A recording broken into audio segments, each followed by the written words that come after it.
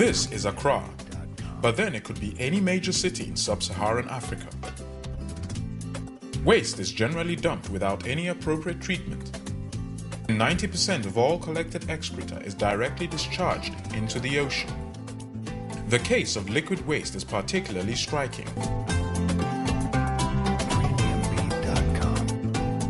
The alternative to this serious environmental degradation has influenced a much-needed solution with considerable market potential.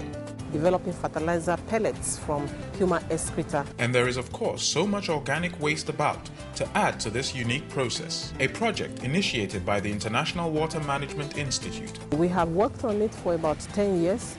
We have realized that there is huge potential to use sludge that is kept at household and in public toilets, and also to use some solid waste, organic part of the solid waste, and produce fertilizer materials. Very good for agricultural purposes.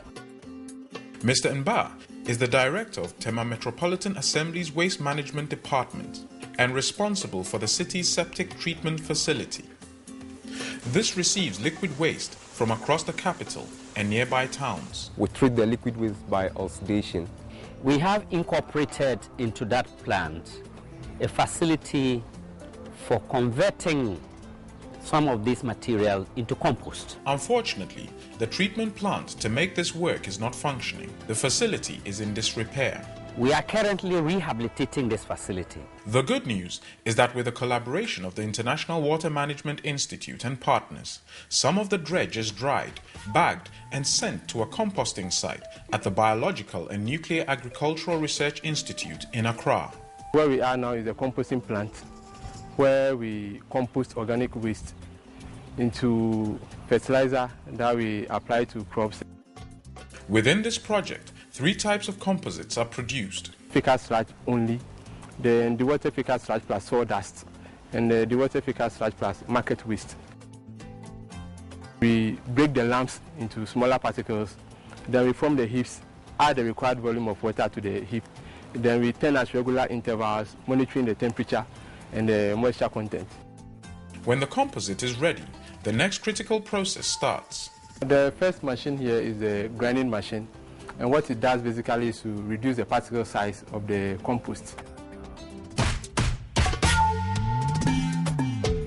Water and binding materials such as starch and clay are added to the grinded compost.